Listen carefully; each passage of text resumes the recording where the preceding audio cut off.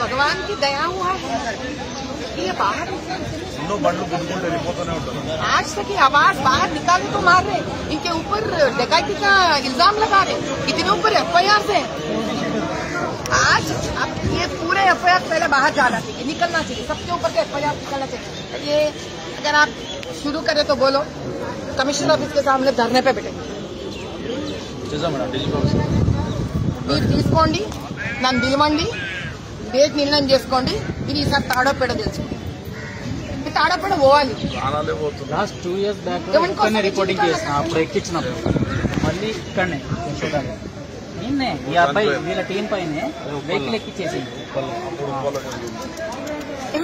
ఈసారి కామ్గా ఉండకూడదు, నేను రెడీగా ఉన్నా, ధర్నా అంటే నేను రెడీగా ఉన్నా, నీకు తెలుసు రాంపైదా కూర్చుంటా, ఈ లెగ్స్ మనం ఘెరావ్ చేసేద్దాం, అర్థమవుతుందా? ఎప్పటివరకు ఈ బతుకులు నాకు అర్థం కాదా, బానిస బతుకులు లాగున్నా ఈ బతుకులు, లేదా తమాషా ఉందా?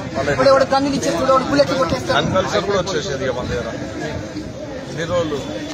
లైసెన్స్ ఉందా లేదా, అది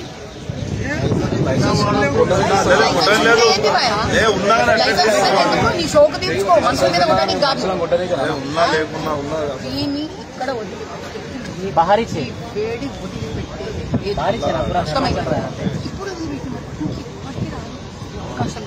వాడికి జరిగిన బుల్లెట్ ఎంతమంది పిల్లలు చచ్చిపోయి, ఎంతమంది తల్లులకు బిడ్డలు పోయినారో, ఎంతమంది భార్యలకు భర్తలు పోయినారో దాన్ని తీయాల్సింది ఏం రెడీ అర్థమైందా?